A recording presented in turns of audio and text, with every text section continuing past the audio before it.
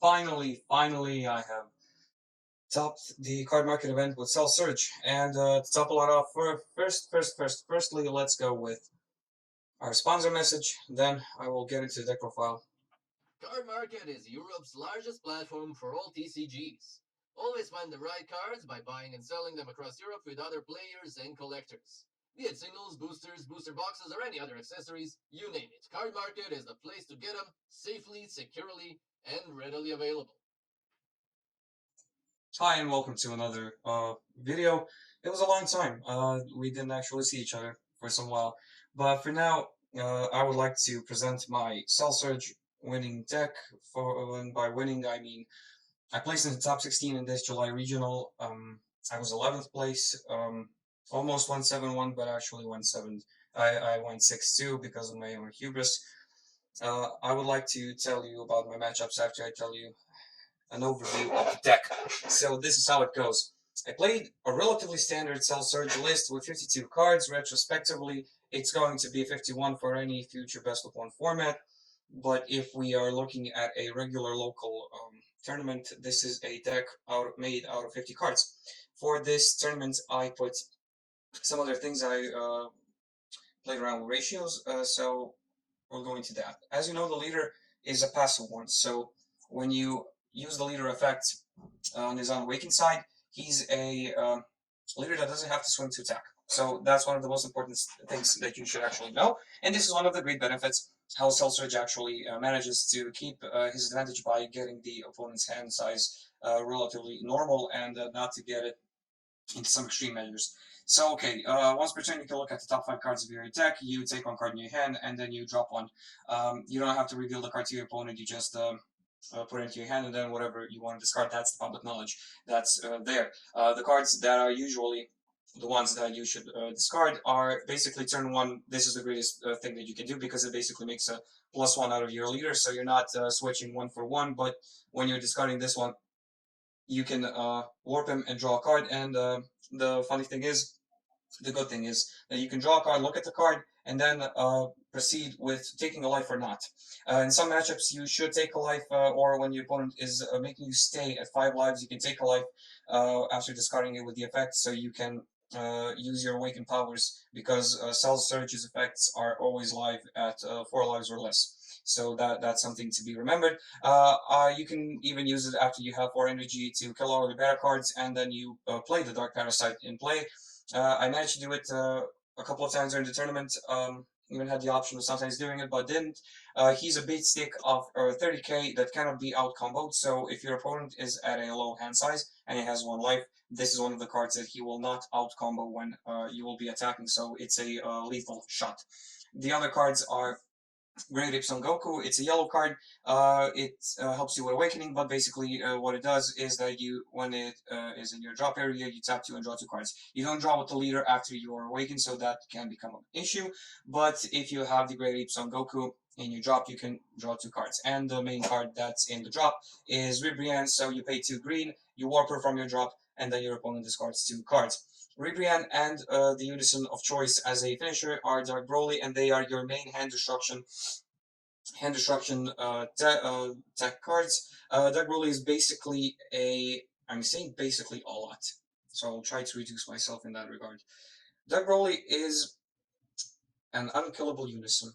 The only way your opponent will actually kill him is by using the Kai Secret Rare, and when playing against decks that you think will have the Kai Secret Rare as, let's say, Mecha Frieza, you will keep 2 copies of Dark Broly in your hand. So even when he kills one of your Dark Broly's the next turn, you just replay him and proceed ripping his hand apart.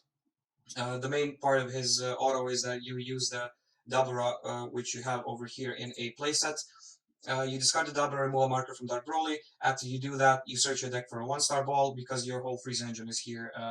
There's no Frieza. When you remove a marker from Dark Broly, your opponent discards a card. Then you can use the ball or any other card that you won in your drop to put it to discard it with Dark Broly, so your opponent kills a card and drops a card.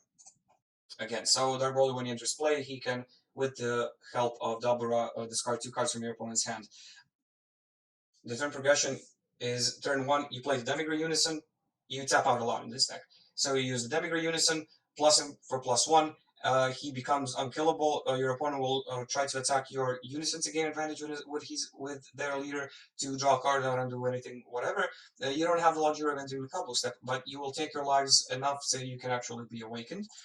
And Demigra is here to make Frieza Charismatic Villain live. Since I don't run the Zamasu package to put Frieza into something to kill him and transform into Zamasu, Frieza is here to potentially just be a +5 combo when he's on board, and sometimes when you need to pressure unisons with the unawakened leader side, there 15k, you use the Frieza to combo it away.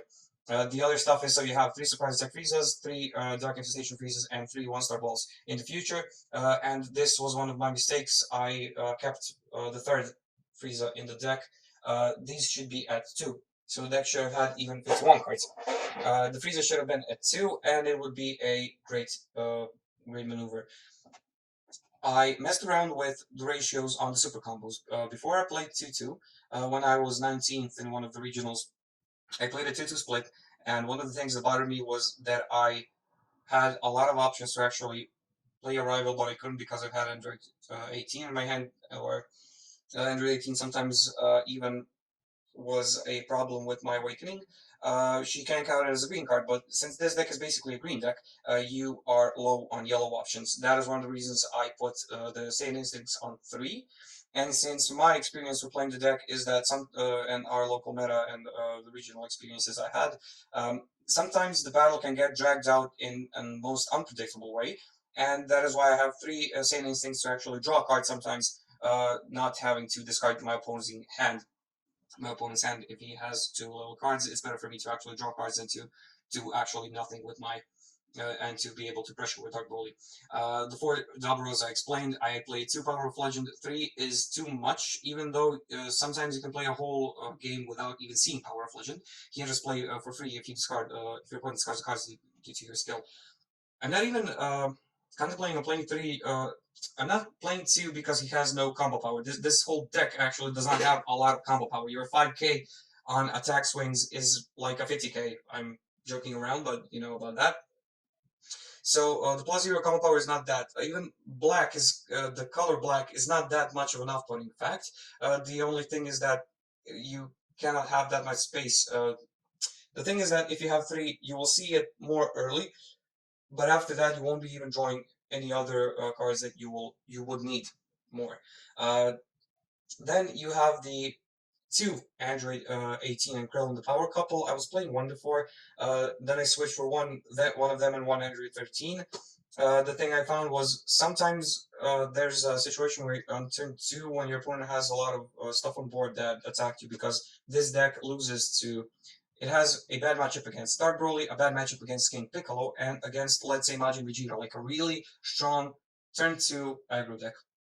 And these 2 can sometimes help you with dealing your opponent's board by, you can attack with your leader or unison, then you use a super combo like a multicolor combo to arrival 2 of them into play, or one of them and one of the Android 13s. And then you have 2 bodies on board that can actually do something to the opposing unisons, battle cards, or anything like that.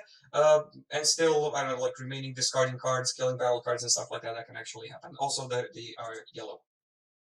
Um, 2 Shocking Death Balls, a lot of people think that you play more negates, but you basically do not need negates in this deck.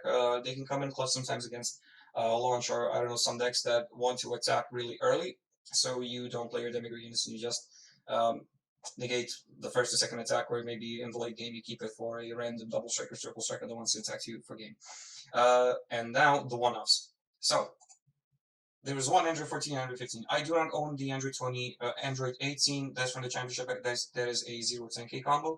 So I played this. I don't regret not getting it because this is literally just a rival fodder.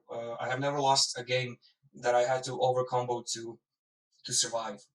So you don't have a lot of combo power. You need just tricks up your sleeve. And I only have 1. I played 2.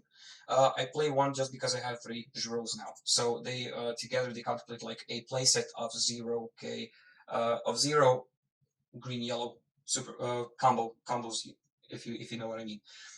Then we have one Son Goku man on a mission. This was before it was two, but I figured that I need an extra boost. This is a cool card when you have to bring your opponent from 5 to 3 lives, and he is a beast to do it.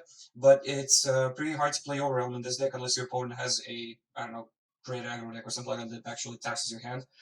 So because you whatever ends up in your drop.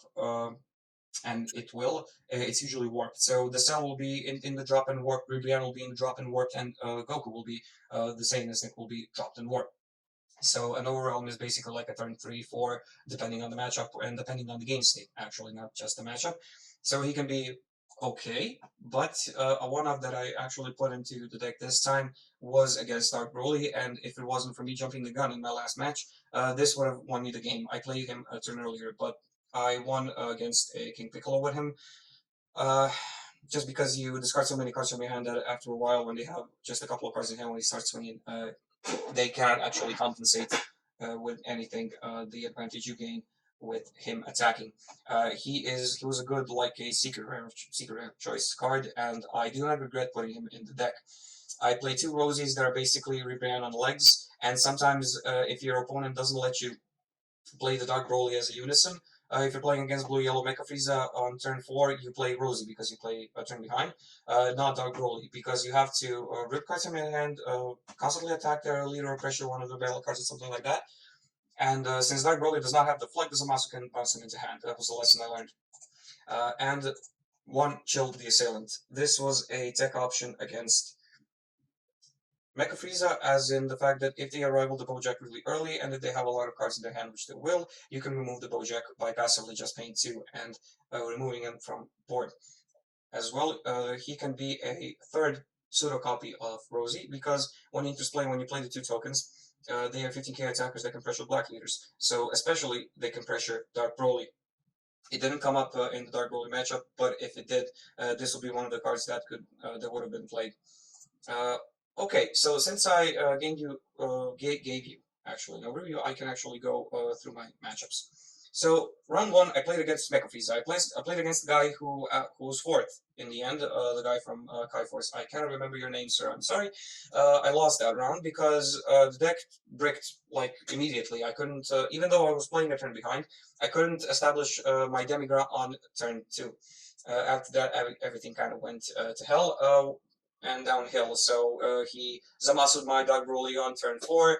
Then I proceeded to force an awakening to play the second copy, the same copy of Dark Broly, but to play him, then I was tapped out, and his Unite Assemble was actually alive. So I do not believe that the match will be in any. It could have been just longer, but then I would lose at the end because a lot of things just didn't go in my favor. Usually, I have usually this deck has a pretty good matchup against Mecha Frieza, and usually my, let's say, 90% success rate was damaged. Now I'm at, I don't know, let's say 80% win rate against Mecha Frieza just because the deck bricked in that regard. Round 2, I played against Gotenks. I know how to play against Gotenks, but there was a certain situation in which I had to improvise on the run. The thing that you do with this deck, and which actually happened during the matchup, is that you have to kill all of the Gotenks and give them the fusion materials back to hand. Use your leader's stun effects to make every Gotenks that ever enters play to play in rest mode. After that, you just have to proceed by killing the Gotenks so they lose actually attackers. And of course, during that time, you have to pressure the Unison. The thing about Gotenks is that he is going to have a massive hand almost constantly, but you have to manage pressuring the unison, kind of pressuring the leader with critical attacks, but actually killing all of the Gotexes that actually ever come on board, but not having a lot of battle cards, so they cannot have a lot of carrying effects on your leaders, on your battle cards. Round 3 was against Android 21. I won that. The thing is, against Blue Decks have a rough matchup against this one because they are passive, you are passive, but you actually discard their hand, and if you prevent them from attacking, or when they actually succeed in playing anything with your Unison and with your Charismatic Villains and with your discard effects, you actually tax them for everything they do. And after they don't have any cards in hand, then you actually start attacking. And you start attacking with critical swings, you attack with a double strike. Broly, when they take the 2 cards in life, you use Ribian to take the cards, and so on, so on. The thing with playing this deck is like playing it.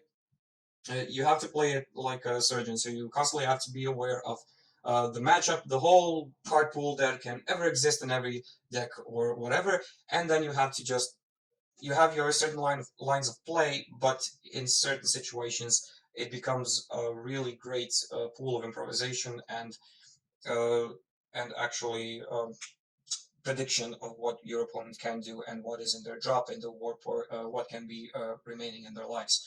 So you have to read a lot. Round four was against OG Broly. I was kind of afraid because I thought that if he starts ripping my hand more aggressively, then I can lose. But if I started to rip his hand before he can, then I will win. And that is actually what happened. I managed to be more progressive in the hand destruction part. It even helped that when the leader was attacking, he helped get my Ribrians and my cells and my instinct Gokus to my drop, so I can actually progress the game more faster. Round five was against Michikabura, and that was actually a really fun match. I haven't played against Michikabura on the Cardmarket event, but actually I just ripped his whole hand apart and then just proceeded with small critical attackers, critical swings, and then finishing the game with the double strikes. Round six was against the Jax, a really interesting, oppressive build that tried to play and succeeded in playing two Demigras. And one of them succeeded to attack, the other one was stunned, but he wanted to play him. I killed everything that ever went on board. Uh, Round 7 was against King Piccolo. I won that match. Battle fatigue was already in place. We were both actually really exhausted from the whole day. But Hick, I have to say that now we're actually, I don't know, we're 2-1 now. So you're in the lead, but I'll get there. Um, actually, it's really funny because you rip the hand out of King Piccolo, but he still has a lot of lives, and every attack that you want to make has to be a 20k to succeed because King Piccolo will combo with one of the lives to bring something in the in on the field. I had more luck. His deck brick, he couldn't defend the unison really early, so that was a huge plus for me.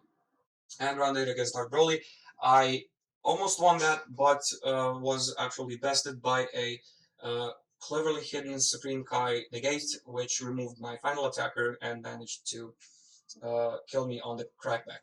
I am very lucky that I was 11th. Even if I won round 8, I would have been 5th, so it doesn't matter. I'm just happy to be in the top 16. I'm happy to be representing our, our lookout community in the finals. And if you have any questions regarding this deck, please shout a message to me. Shout out to Cardmarket for being a sponsor. Shout out for Cardmarket for organizing these events and making us pretty happy and sending us everything. The thing to remember with this deck is it's relatively cheap to play, like in buying the cards. You don't have to run a secret rare. I don't run a secret rare just out of basic purpose that I really don't want it or need it. You can play a lot of things, but I don't. The surprise deck freezes were at 4, but I just learned that it's not only clunky as a combo, but chilled is better if you're trying to replace it with anything green. So you have to have your green count high. The cards that you charge are always surprise deck freezes, dark infestations. The 1-star balls keep one in your hand or one in your deck, so you can search and recycle with the Dabura. Even charge the Rosie sometimes in the matchups you won't need her, or even the negates. You never, and you of course charge the Demigras and the Unisons. The Unisons generally yes, but only after you use them up. Never charge the BBNs, never charge the cells, never charge the Great Apes and Gokus, never charge anything black or anything multicolored.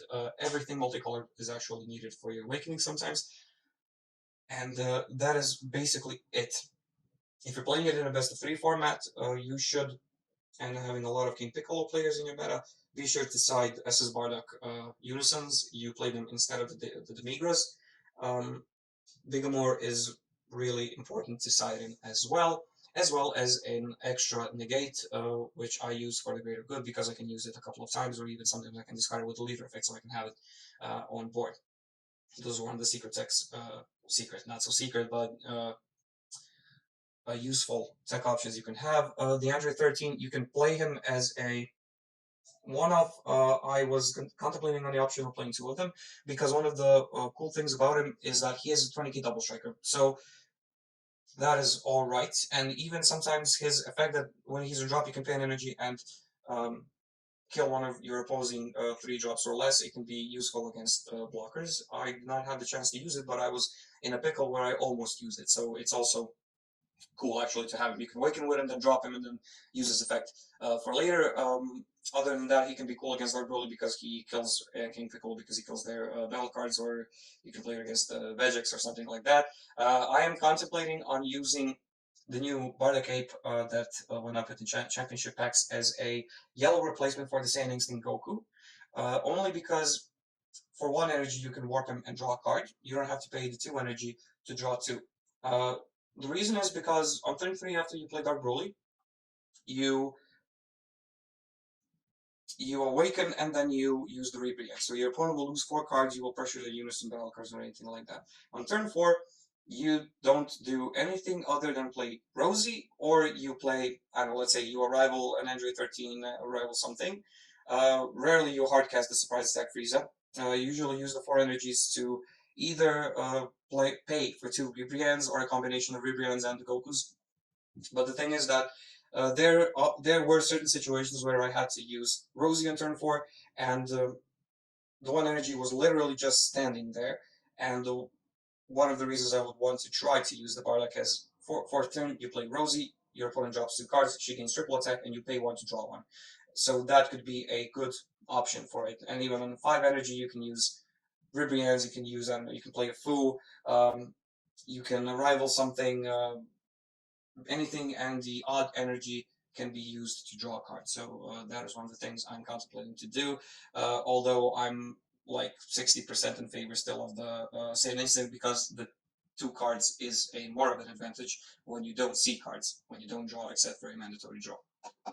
So I'd like to thank you for your cooperation. I would like to thank you for listening to me. And again, if you have any questions, ask me. Shout out to all of my Croatian players. Shout out to all of my friends in the German community. Congratulations to every other person who was in the top 16 or even in the top 25%. We bled and we tried our best, and we will have another option in the August regionals to compete. I probably won't because I will not hoard my invites. I will let them for someone else. But I will be testing and playtesting for any future event, especially the finals. Guys, bye and keep